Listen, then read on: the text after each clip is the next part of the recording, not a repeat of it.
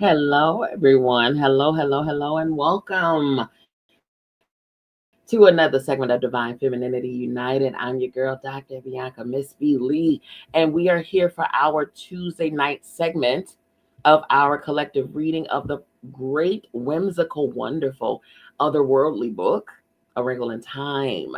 There's a movie rendition of this.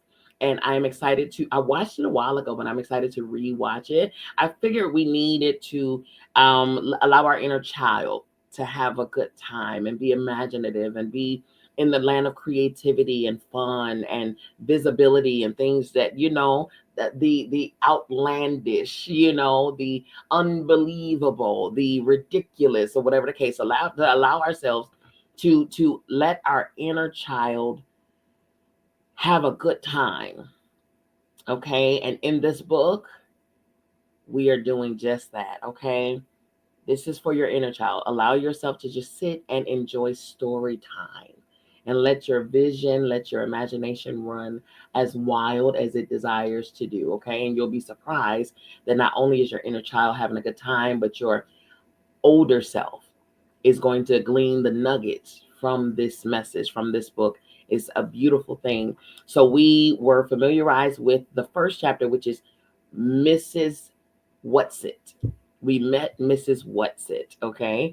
So now we're going to be meeting Mrs. Who and Mrs. Which. Okay. So we have Mrs. Whatsit, Mrs. Who, and Mrs. Which, which is WHICH, not the Wicked Witch. Okay. So without further ado, because it's later than our normal time.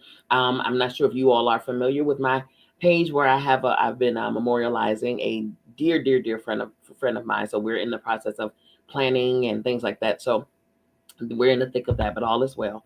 All is well. The show continues. Okay, here we go. Chapter 2, Mrs. Who. When Meg woke to the jangling of her alarm clock, the wind was still blowing, but the sun was shining. The worst of the storm was over. She sat up in bed, shaking her head to clear it. It must have been a dream.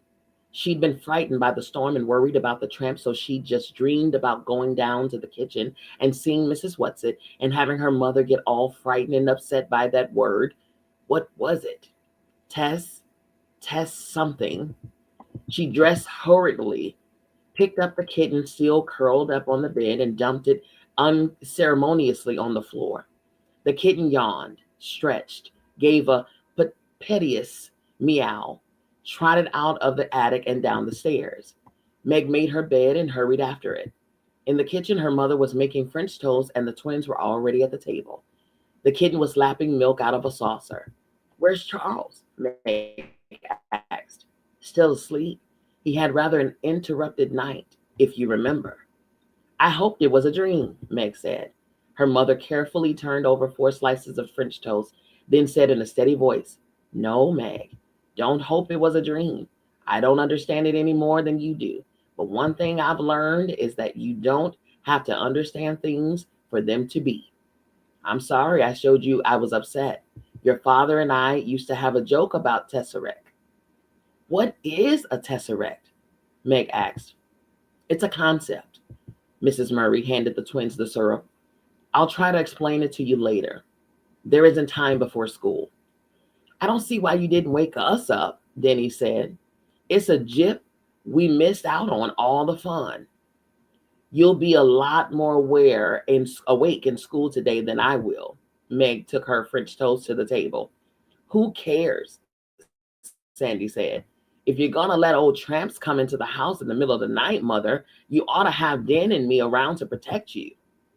"After all, Father would expect us to," Denny's added.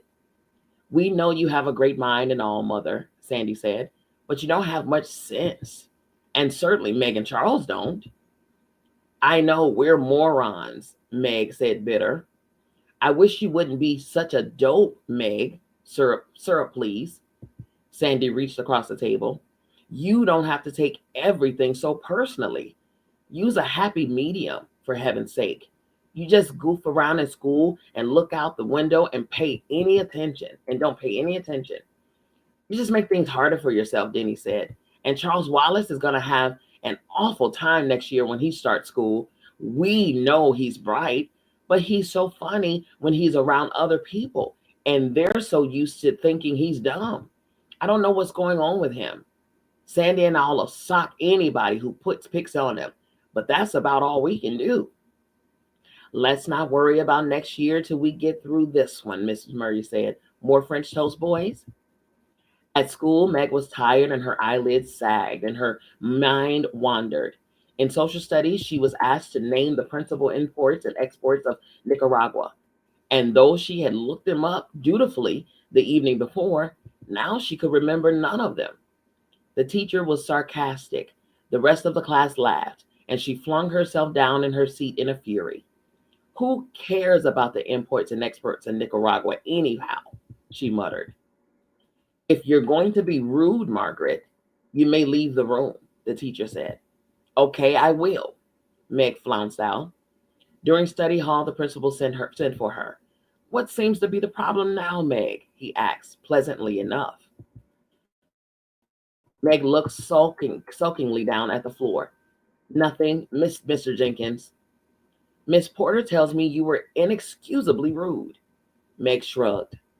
Don't you realize that you just make everything harder for yourself by your attitude? The principal asked. Now, Meg, I'm convinced that you can do the work and keep up with your grade if you will apply yourself. But some of your teachers are not. You're going to have to do something about yourself. Nobody can do it for you. Meg was silent. Well, what about it, Meg? I don't know what to do, Meg said. You could do your homework for one thing. Wouldn't your mother help you? If I asked her to. Meg, is there something troubling you? Are you unhappy at home? Mr. Jenkins asked. At last, Meg looked at him, pushing at her glasses in a characteristic gesture.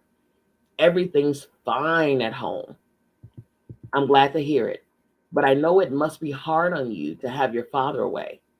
Meg eyed the principal warily and ran her tongue over the barbed lines of her braces. Have you had any news from him lately?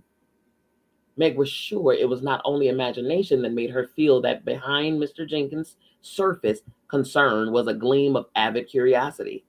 Wouldn't he like to know, she thought. And if I knew anything, he's the last person I tell. Well, one of the last.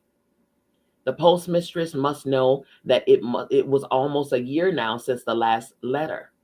And heaven knows how many people she'd told, or what unkind guesses she'd made about the reason for the long silence. Mr. Jenkins waited for an answer, but Meg only shrugged. Just what was your father's line of business? Mr. Jenkins asked. Some kind of scientist, wasn't he? He is a physicist. Meg bared her teeth to reveal the two ferocious lines of braces. Meg, don't you think you'd make a better adjustment to life if you faced facts? I do face facts, Meg said. They're lots easier to face than people, I can tell you. Then why don't you face facts about your father? You leave my father out of it, Meg shouted. Stop bellowing, Mr. Jenkins said sharply. Do you want the entire school to hear you? So what? Meg demanded. I'm not ashamed of anything I'm saying. Are you? Mr. Jenkins sighed. Do you enjoy being the most belligerent, uncooperative child in school? Meg ignored this. She leaned over the desk toward the principal. Mr. Jenkins, you've met my mother, haven't you? You can't accuse her of not facing facts, can you? She's a scientist. She has doctor's degrees in both biology and bacteriology. Her business is facts. When she tells me that my father isn't coming home, I'll believe it. As long as she says father is coming home, then I'll believe that. Mr. Jenkins sighed again. No doubt your mother wants to believe that your father is coming home, Meg. Very well. I can't do anything else with you. Go on back to study hall. Try to be a little less antagonistic. Maybe your work would improve if your general attitude were more trackable. When Meg got home from school, her mother was in the lab. The twins were at Little League, and Charles Wallace, the kitten, and Fortinbras were waiting for her. Fortinbras jumped up, put his front paws on her shoulders, and gave her a kiss.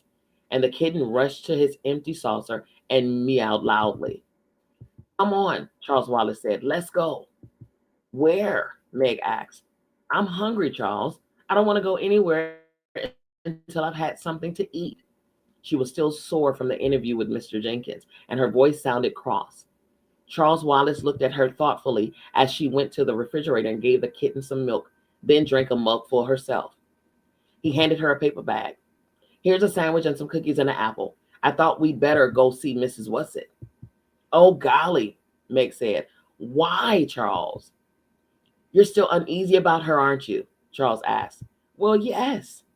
Don't be. She's all right. I promise you, she's on our side. How do you know? Meg, he said impatiently. I know. But why should we go see her now? I want to find out more about that tesseract thing.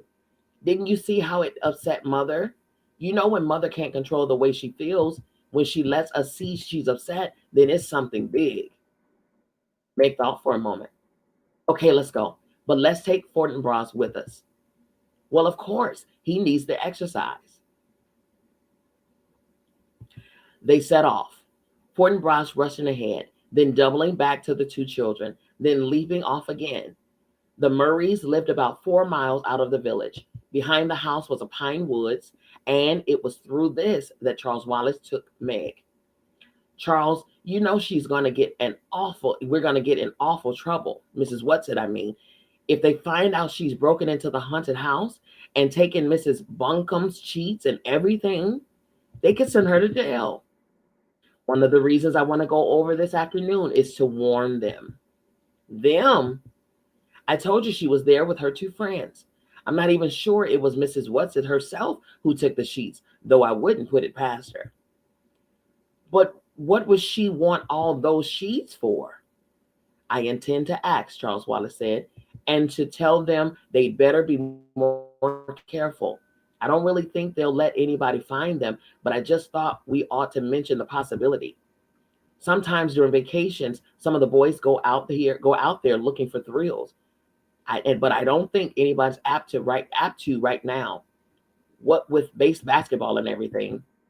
They walked in silence for a moment through the fragrant woods, the rusty pine needles gentle under their feet. Up above them, the wind made music in the branches. Charles Wallace slipped his hand confidingly in Meg's, and the sweet little boy gesture warmed her so that she felt the tense knot inside her begin to loosen. Charles loves me at any rate, she thought. School awful again today? He asked after a while. Yes, I got sent to Mr. Jenkins. He made snide remarks about father. Charles Wallace nodded sagely. I know. How do you know? Charles Wallace shook his head. I can't quite explain. You tell me, that's all. But I never say anything. You just seem to know. Everything about you tells me, Charles said. How about the twins? Meg asked. Do you know about them too? I suppose I could if I wanted to, if they needed me. But it's sort of tiring, so I just concentrate on you and Mother. You mean you read our minds? Charles Wallace looked troubled. I don't think that's it. It's being able to understand a sort of language. Like sometimes if I concentrate very hard, I can understand the wind talking with the trees. You tell me, you see, sort of inadvertently. That's a good word, isn't it? I got Mother to look it up in a dictionary for me this morning. I really must learn to read, except I'm afraid it will make it awfully hard for me in school next year if I already know things. I think it would be better if people go on thinking I'm not very bright. They won't hate me quite so much. Ahead of them, Fortinbras started barking loudly, the warning bay that usually told them a car was coming down up the road and that someone was at the door. Somebody's here, Charles Wallace said sharply. Somebody's hanging around the house. Come on. He started to run, his short legs straining. At the edge of the woods, Fortinbras stood in front of a boy, barking ferociously. As they came panting up, the boy said, for crying out loud, call off your dog. Who is he? Charles Wallace asked Meg. Calvin O'Keefe. He's in regional, but he's older than I am. He's a big bug. It's all right, fella. I'm not going to hurt you, the boy said to Fortinbras. Sit, Fort, Charles Wallace commanded, and Fortinbras dropped to his haunches in front of the boy, a low growl still pulsing in his dark throat. Okay, Charles Wallace put his hands on his hips. Now tell us what you're doing here. I might ask you the same, the boy said with some indignation. Aren't you two of the Murry kids? This isn't your property, is it? He started to move, but Fortinbras' growl grew louder, and he stopped. Tell me about him, Meg, Charles Wallace demanded. What would I know about him? Meg asked. He's a couple of grades above me, and he's on the basketball team. Just because I'm tall? Calvin sounded a little embarrassed. Tall he certainly was, and skinny. His bony wrists stuck out of his sleeves of his blue sweater. His worn corduroy trousers were 3 inches too short. He had orange hair that needed cutting and the appropriate freckles to go with it. His eyes were an oddly bright blue. Tell us what you're doing here, Charles Wallace said. What is this, the third degree? Aren't you the one who's supposed to be the moron? Meg flushed with rage, but Charles Wallace answered placidly. That's right. If you want me to call my dog off, you'd better give. Most peculiar moron I've ever seen, Calvin said. I just came to get away from my family. Charles Wallace nodded. What kind of family? They all have runny noses. I'm third from the top of 11 kids. I'm a sport. At that, Charles Wallace grinned widely. So am I. I don't mean like in baseball, Calvin said. Neither do I. I mean like in biology, Calvin said suspiciously. A change in gene, Charles Wallace quoted, resulting in the appearance in the offspring of a character which is not present in the parents, but which is potentially transmissible to its offspring.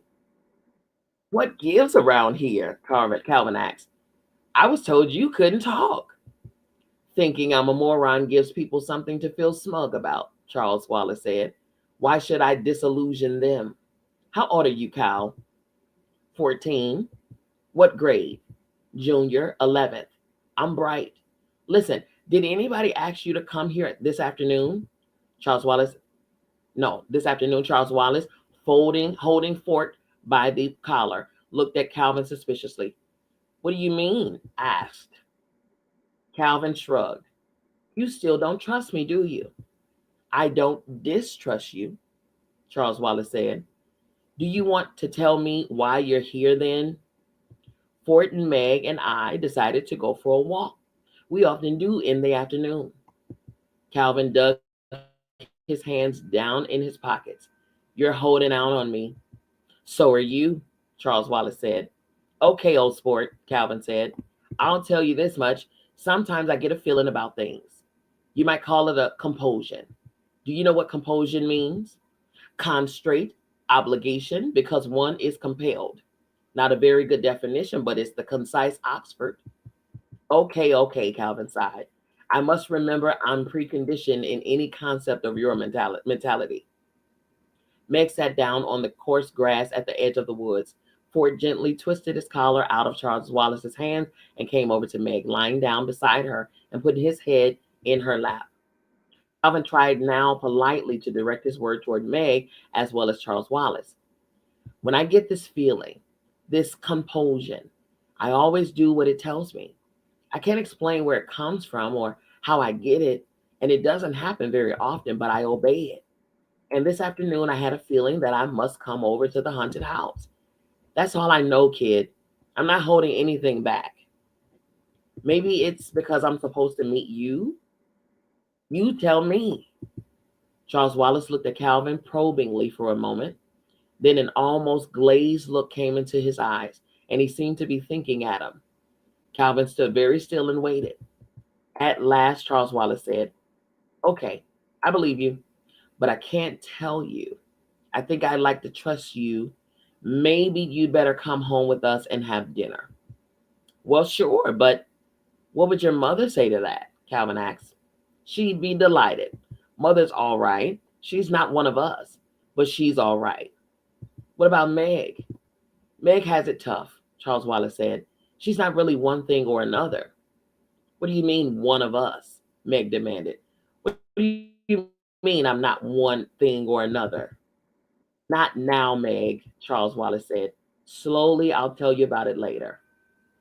That's funny. He said, slowly, I'll tell you about it later. He looked at Calvin, then seemed to make a quick decision. Okay, let's take him to meet Mrs. Whatsit. If he's not okay, she'll know. He started off on his short legs towards the dilapidated old house. The haunted house was half in the shadows of the clump of elms in which it stood. The elms were almost bare now, and the ground around the house was yellow with damp leaves. The late afternoon light had a greenish cast which the blank windows reflected in a sinister way. An unhinged shutter thumped. Something else creaked. Meg did not wonder that the house had a reputation for being haunted. A board was nailed across the front door, but Charles Wallace led the way around to the back. The door there appeared to be nailed shut too, but Charles Wallace knocked, and the door swung slowly outward, creaking on rusty hinges. Up in one of the elms, an old black crow gave its raucous cry, and a woodpecker went into a wild rat-tat-tat. A large gray rat scuttled around the corner of the house, and Meg let out a stifling shriek. They get a lot of fun out of using all of the typical props, Charles Wallace said in a reassuring voice. Come on, follow me. Calvin put a strong hand in Meg's elbow, and Fort pressed against her leg. Happiness at their concern was so strong in her that her panic fled, and she followed Charles Wallace into the dark recesses of the house without fear. They entered into a sort of kitchen. There was a huge fireplace with a big black pot hanging over a merry fire. They had been there. Why had there been no smoke visible from the chimney? Something in the pot was bubbling, and it smelled more like one of Mrs. Murry's chemical messes than something to eat. In a dilapidated Boston rocker sat a plump little woman. She wasn't Mrs. Whatsit, so she must, Meg decided, be one of the Mrs. Whatsit's two friends. She wore enormous spectacles, twice as thick and twice as large as Meg's, and she was sewing busily with rapid jabbing stitches on a sheet. Several other sheets lay on the dusty floor. Charles Wallace went up to her.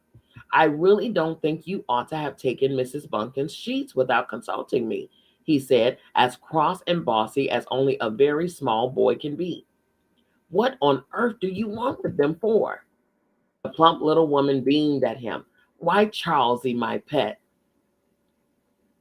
Okay, now this is in French, and I can't say this. Le corps SS raisons que la raison ne connaît point. Okay, French. Pascal. The heart has its reasons. Thereof, reason knows nothing.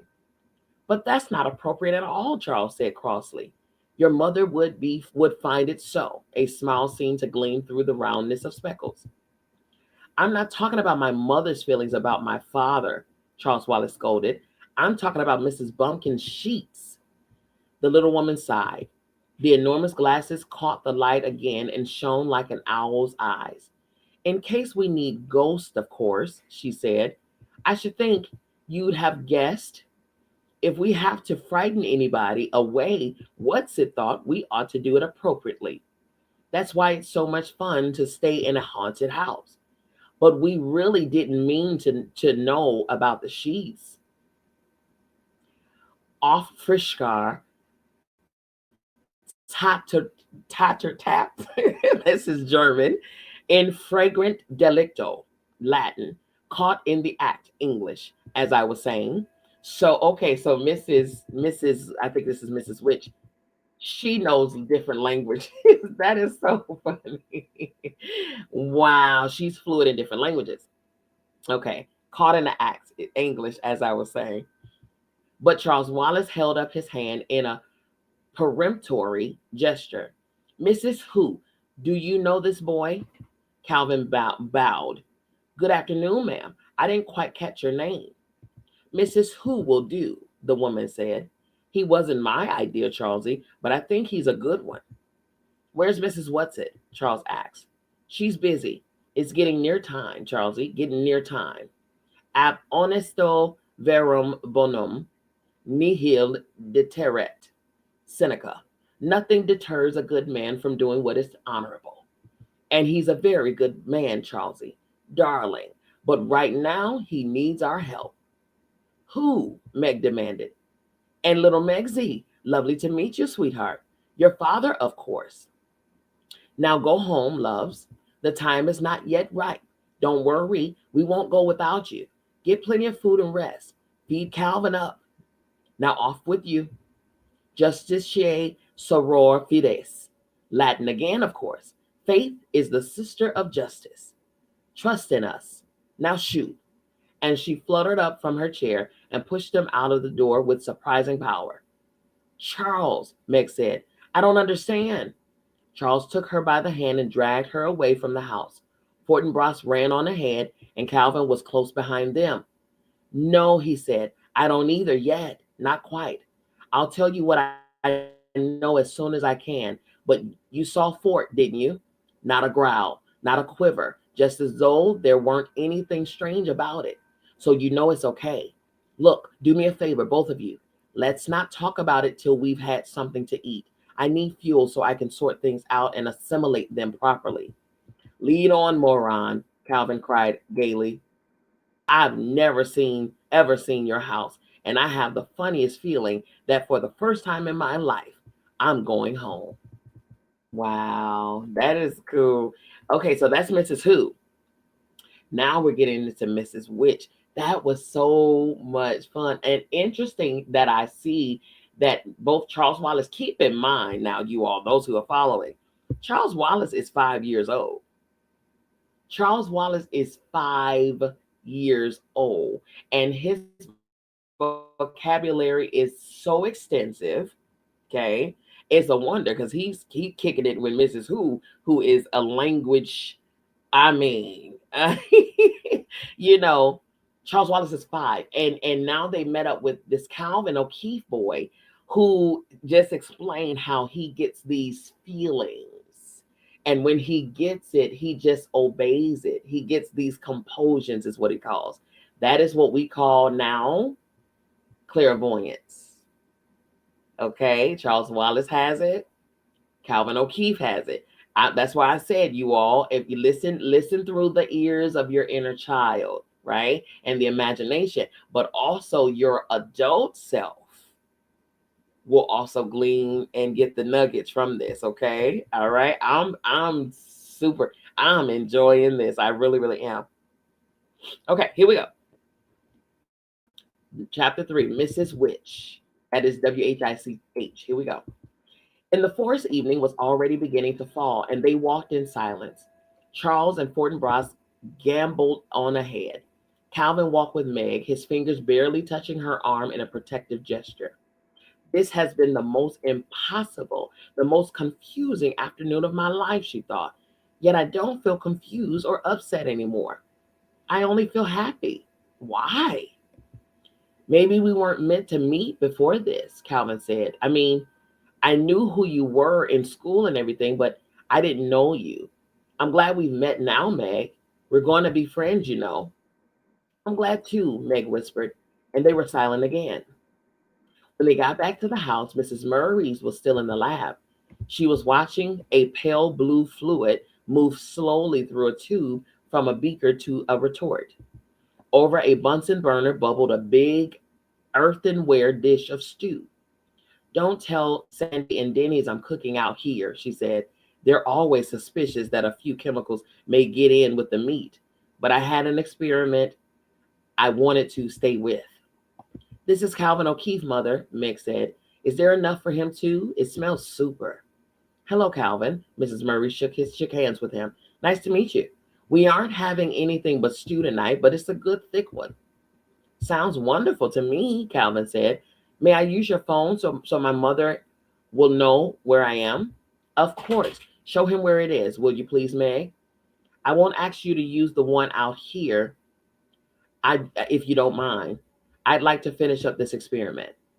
Meg led the way into the house. Charles Wallace and Fortinbras had gone off. Outdoors, she could hear Sandy and Denny's hammering at the fort they were building up in one of the maples. This way, Meg went through the kitchen and into the living room. I don't know why I call her when I don't come home, Calvin said, his voice bitter. She wouldn't notice. He sighed and dialed. Ma, he said. Oh, Hinky, tell Ma I won't be home till late. Now don't forget, I don't want to be locked out again. He hung up, looked at Meg. Do you know how lucky you are? She smiled rather wryly. Not most of the time.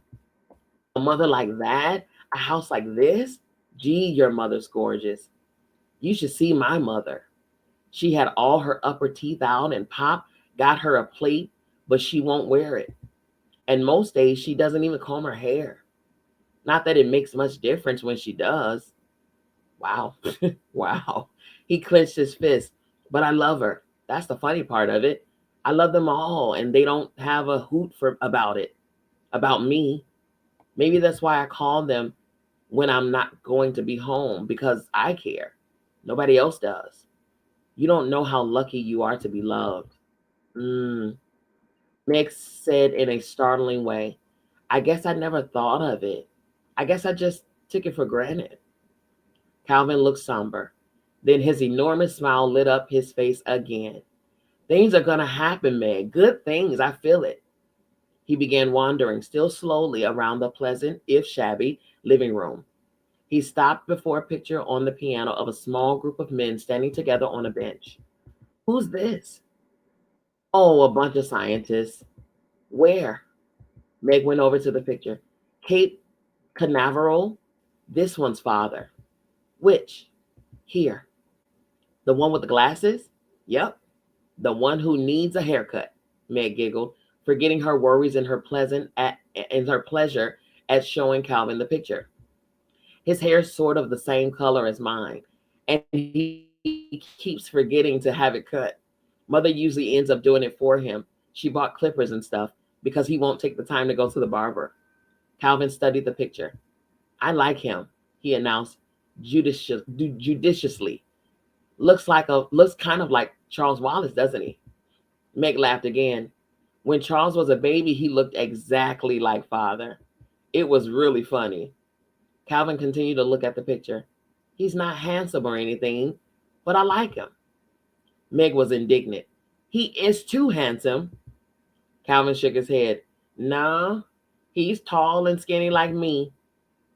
Well, I think you're handsome, Meg said. Father's eyes are kind of like yours too, really blue. Only you don't notice his as much because of the glasses. Where's he now? Meg stiffened. But she didn't have to answer because the door from the lab to the kitchen slammed, and Mrs. Murry came in, carrying a dish of stew. Now, she called, I'll finish this up properly on the stove. Have you done your homework, Meg? Not quite, Meg said, going into the kitchen. Then I'm sure Calvin won't mind if you finish before dinner. Sure, go ahead. Calvin fished in his pocket and pulled out a wad of folding paper. As a matter of fact, I have some junk of mine to finish up. Math. That's one thing I have a hard time keeping up in. I'm okay on anything to do with words, but I don't do as well with numbers. Mrs. Murry smiled. Why don't you get Meg to help you? But see, I'm several grades above Meg. Try asking her to help you with your math anyhow, Miss Murry suggested. Well, sure, Calvin said. Here, but it's pretty complicated. Meg smoothed out the paper and studied it. Do they care how you do it? She asked. I mean, can you work it out your own way? Well, sure, as long as I understand and get the answers right. Well, we have to do it their way. Now, look, Calvin, don't you see how much easier it would be if you did it this way? Her pencil flew over the paper. Hey, Calvin said. Hey, I think I get it. Show me once more on another one. Again, Meg's pencil was busy. All you have to remember is that every ordinary fraction can be converted into an infinite periodic decimal fraction. See, so 3/7 is 0.428571. This is the craziest family, Calvin grinned at her. I suppose I should stop by surprised. I should stop being surprised by now. But you're supposed to be dumb in school, always being called up to the carpet. Oh, I am. The trouble with Meg and math, Mrs. Murry said briskly, is that Meg and her father used to play with numbers, and Meg learned far too many shortcuts. So when they want her to do problems the long way around at school, she gets sullen and stubborn and sets up a fine mental block for herself. Are there any more morons like Meg and Charles around here? Calvin asked. If so, I should meet more of them. It might also help if Meg's handwriting were legible, Mrs. Murry says.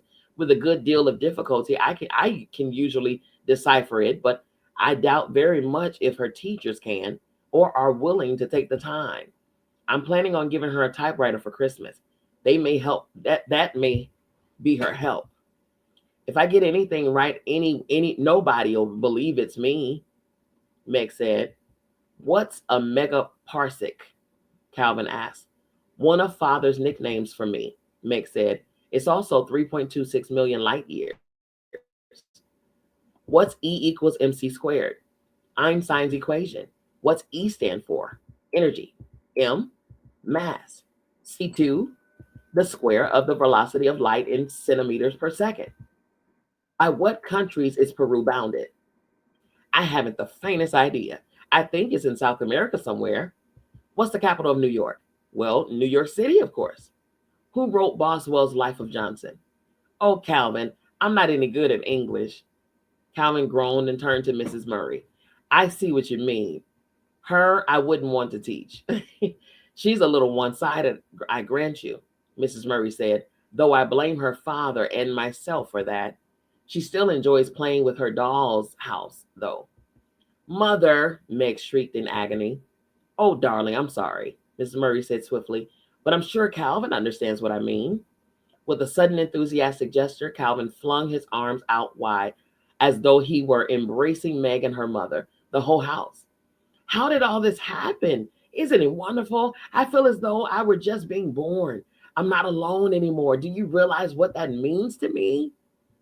But you're good at basketball and things, Meg protested. You're good at school. Everybody likes you.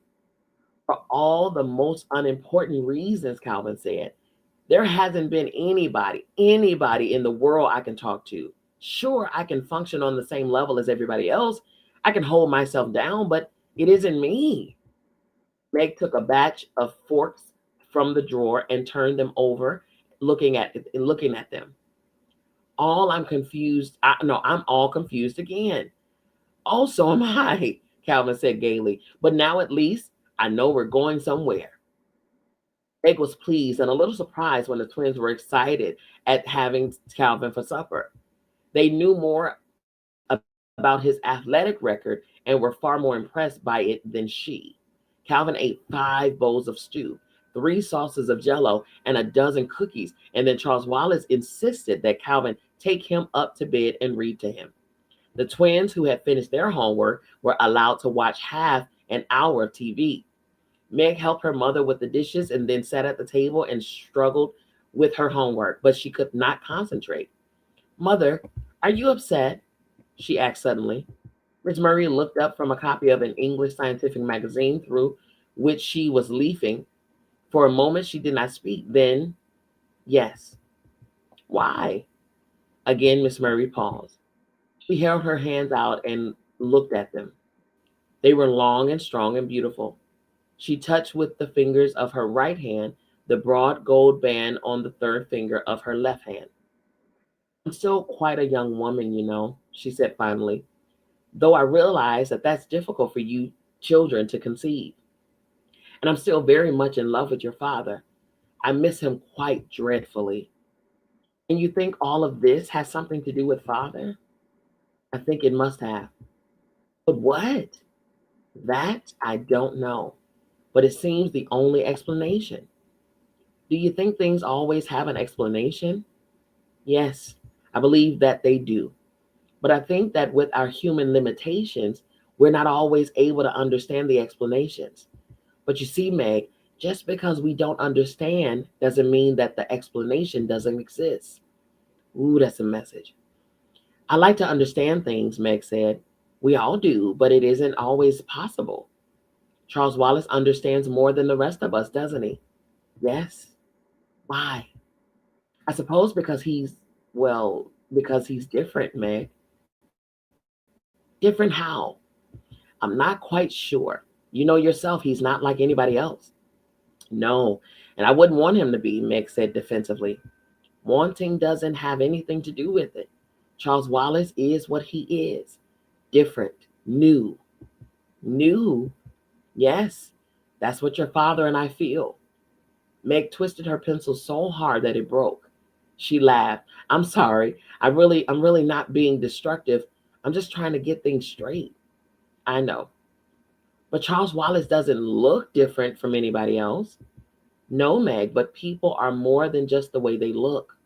Charles Wallace's difference isn't physical, it's in essence. Ooh, I hope y'all getting this. Oh my goodness. When I tell you my inner child is having a good old time, okay? Whew. Meg sighed heavily, took off her glasses and twirled them, put them back on again. Well, I know Charles Wallace is different, and I know he's something more. I guess I'll just have to accept it without understanding it. Miss Murry smiled at her. Maybe that's really the point I was trying to put across. Yeah, Meg said dubiously. Her mother smiled again. Maybe that's why our visitor last night didn't surprise me. Maybe that's why I'm able to have a willing suspicion of disbelief because of Charles Wallace. Are you like Charles? Meg asked. I, heavens no. I'm blessed with more brains and opportunities than many people, but there's nothing about me that breaks out of the ordinary mold. Your looks do, Meg said. Miss Murry laughed. You just haven't had enough basis for comparison, Meg. I'm very ordinary, really. Calvin O'Keefe, coming in then, said, Ha ha, Charles, all settled? Mrs. Murry asked. Yes. What did you read to him? Genesis, his choice. By the way, what kind of an experiment were you working on this afternoon, Mrs. Murry? Oh, something my husband and I were cooking up together. I don't want to be too far behind him when he gets back. Mother, Meg pursued, Charles says I'm not one thing or another, not flesh nor fowl, nor good red herring. Oh, for crying out loud, Calvin said. You're Meg, aren't you? Come on, let's go for a walk. But Meg was still not satisfied. And what do you make of Calvin? She demanded of her mother. Miss Murry laughed. I don't want to make anything of Calvin. I like him very much, and I'm delighted he's found his way here. Mother, you were going to tell me about a tesseract. Yes. A troubled look came into Miss Murray's eyes. But not now, Meg. Not now. Go on out for that walk with Calvin. I'm going up to kiss Charles, and then I have to see that the twins get to bed. Outdoors, the grass was wet with dew. The moon was halfway up and dimmed the stars for a great arc. Calvin reached out and took Meg's hand with a gesture as simple and friendly as Charles Wallace's. Were you upsetting your mother? He asked gently. I don't think I was, but she's upset. About what? Father. Calvin led Meg's across the lawn. The shadows of the trees were long and twisted, and there was a heavy, sweet autumnal smell in the air. Meg stumbled as the land sloped suddenly downhill, but Calvin's strong hand steadied her. They walked carefully across the twins' vegetable garden, picking stalks of corn. Ahead of them was a small apple orchard bounded by a stone wall, and beyond this, the woods through which they had walked that afternoon. Calvin led the way to the wall and then sat there, his red hair shining silver in the moonlight, his body dappled with patterns from the tangle of branches. He reached up, pulled an apple off of a gnarled limb, and handed it to Meg, then picked one for himself. Tell me about your father. He's a physicist. Sure, we all know that. And he's supposed to have left your mother and gone off with some dame? Meg jerked up from the stone on which she was perched, But Calvin grabbed her by the wrist and pulled her back down. Hold it, kid. I didn't say anything you hadn't heard already, did I? No, Meg said, but continued to pull away. Let me go. Calm down. Come on. You know it isn't true. I know it isn't true.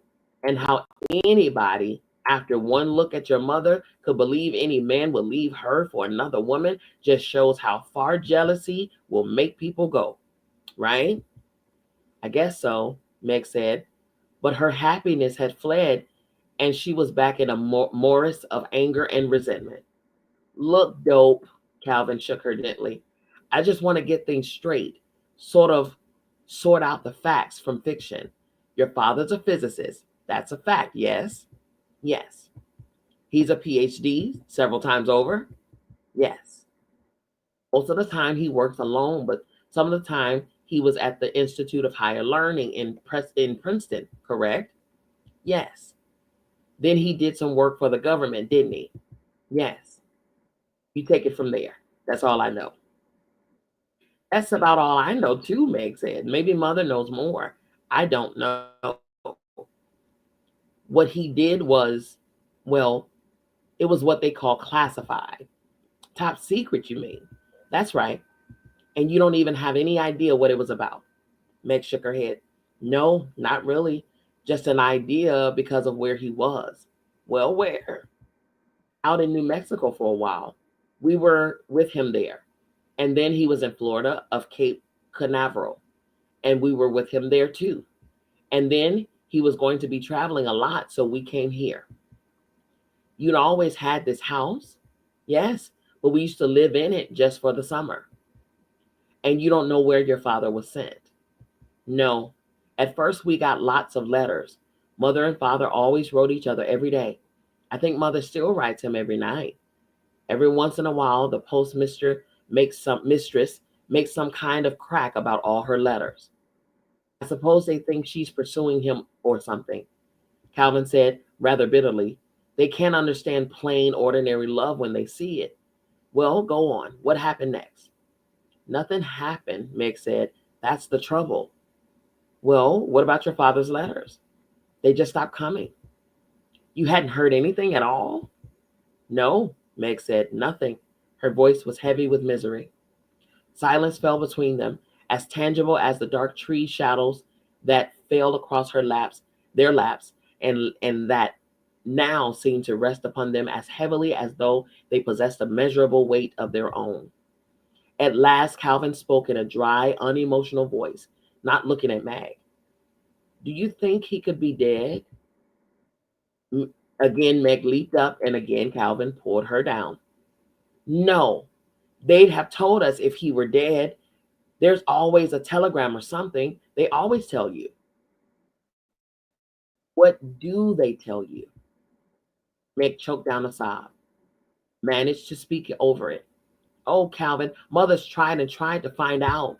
She's been down to Washington and everything, and all they'll say is that he's on a secret and dangerous mission, and she can be very proud of him, but he won't be able to communicate with us for a while, and they'll give us news as soon as they have it.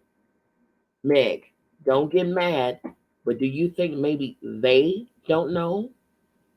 A slow tear trickled down Meg's face. That's what I'm afraid of. Why don't you cry? Calvin asked gently. You're just crazy about your father, aren't you? Go ahead and cry. It'll do you good. Meg's voice came out trembling over tears. I cry much too much. I should be like mother. I should be able to control myself. Your mother's a completely different person, and she's a lot older than you. I wish I were a different person, Meg said shakily. I hate myself. Calvin reached over and took off her glasses. Then he pulled a handkerchief out of his pocket and wiped her tears.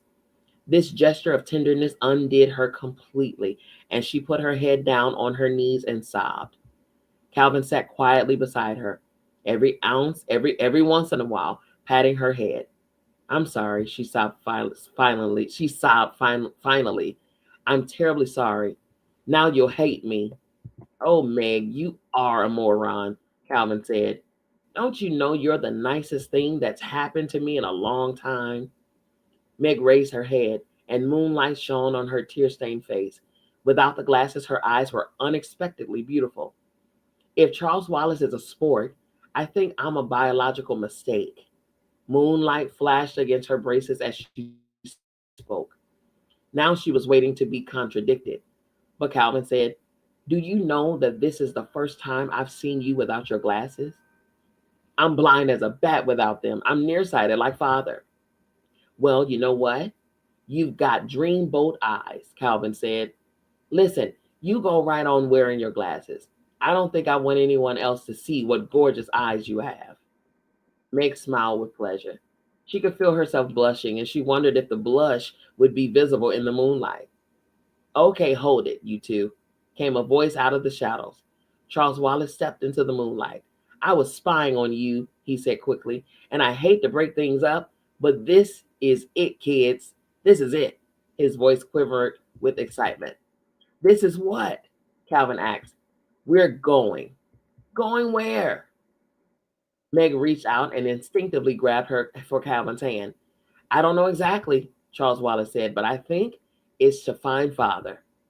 Suddenly, two eyes seemed to spring at them out of the darkness. It was the moonlight striking on Mrs. Who's glasses. She was standing next to Charles Wallace, and how she managed to appear where a moment ago there had been nothing but flickering shadows in the moonlight, Meg had no idea. She heard a sound behind her and turned around.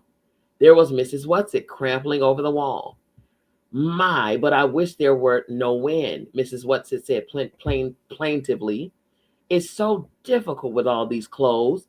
She wore her outfit of the night before, rubber boots and all, with the addition of one of Mrs. Buncombe's sheets, which she had draped over her. As she slid off the wall, the sheet caught in a low branch and came off. The felt hat slipped over both eyes, and another branch plunked at the pink stole. "Oh dear," she sighed, "I shall never learn to manage." Mrs. Who wafted over her, tiny feet scarcely seeming to touch the ground, the lenses of her glasses glittering. "Come te picchio fallo amoro morso, Dante. What grievous pain a little thought doth give thee." With a claw-like hand, she pushed that hat up on Mrs. Whats's forehead, untangled the stole from the tree, and with a deft gesture took the sheet and folded it. "Oh, thank you," Mrs. Whatsit said. "You're so clever." "Un asno viejo sabe más que un potro, a Perez." "An old ass knows more than a young colt." "Just because you're a paltry few billion years," Mrs. Whatsit was starting indignantly, when a sharp, strange voice cut in. "All right, girls, this is no time for bickering. It's Mrs. Rich," Charles Wallace said.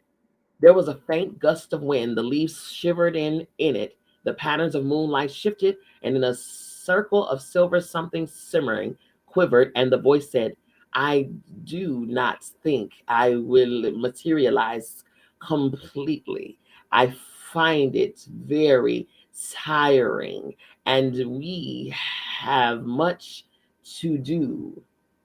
That's funny.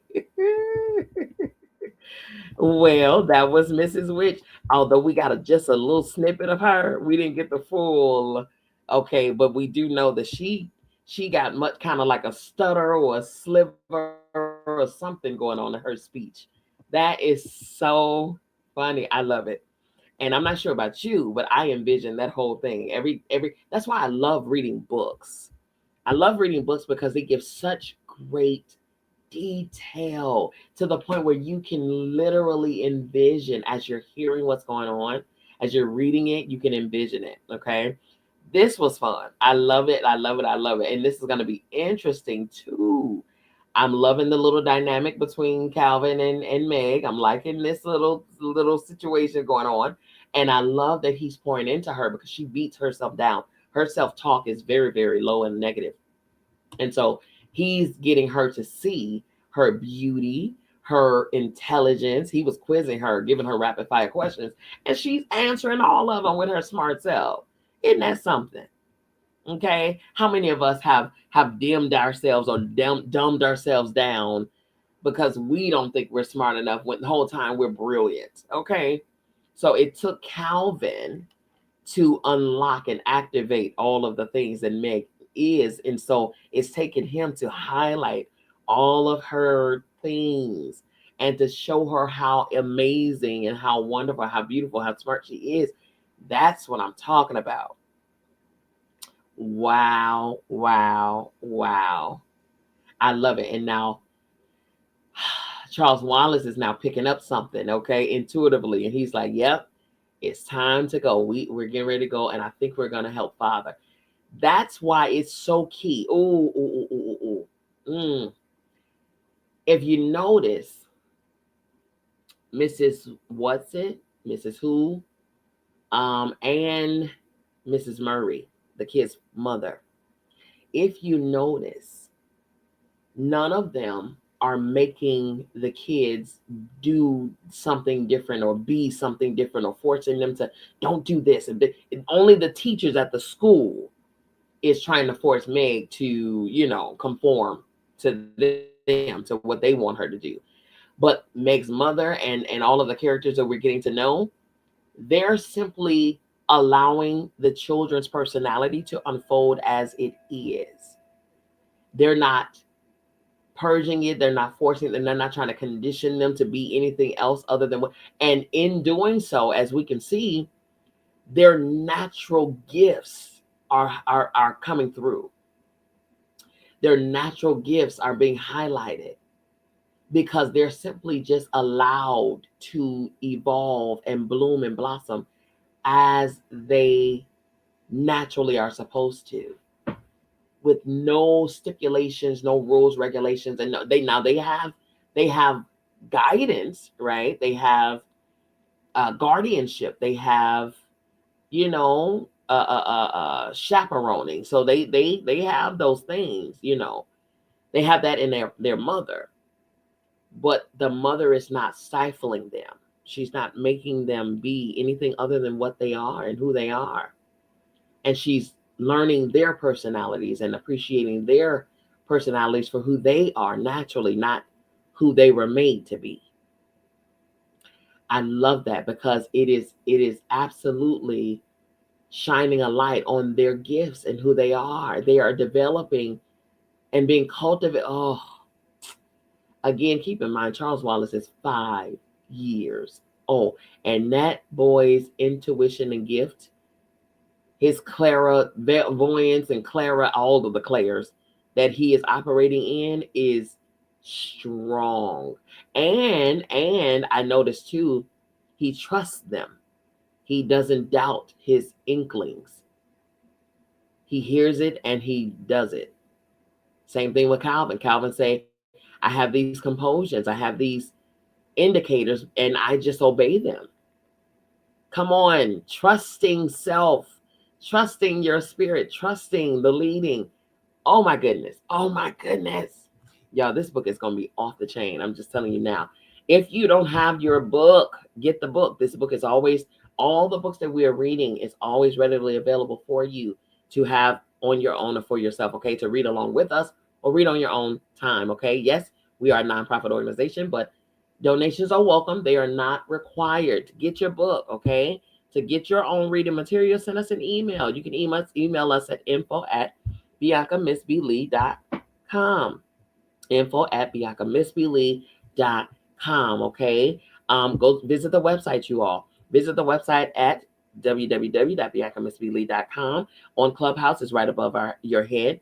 We're airing on multiple platforms. So hello, everyone. Welcome. I didn't get a chance to really thoroughly welcome all platforms. We're airing on all LinkedIn, YouTube, Facebook, Clubhouse, Twitter, all of the places. Okay. So, but in any case, thank you for being here with us. I know it is later than usual. We're usually done an hour sooner, but we started an hour later, so we had to end right now. But I'm glad we were able to tackle 2 chapters in an hour. I love that. Follow me on social media, you all. Go to all of my platforms. We got Instagram, Facebook, YouTube, Twitter. We have TikTok, all of the things, okay? All right, so go, and it's all under the name Dr. Bianca Miss B. Lee, okay? You can find me anywhere, all right? And you'll see this profile picture. Anytime I change a profile picture, it'll be synonymous across the board. It'll be, yeah, it'll be the same. It'll be parallel and all on all platforms. So you make no mistakes. You'll know exactly what page you're going to, okay? Alrighty, you all, listen. That is it for today. That is it for today. We will pick this back up on Sunday at 5 p.m. Eastern Standard Time with chapters 4 and 5. Chapters 4 and 5, okay? Alrighty, you all, listen, I love you. I mean it. There is absolutely, positively nothing you can do about it. Don't you even try it. We'll be back here on Sunday, 5 p.m. Eastern Standard Time, right here at Divine Femininity United. Peace.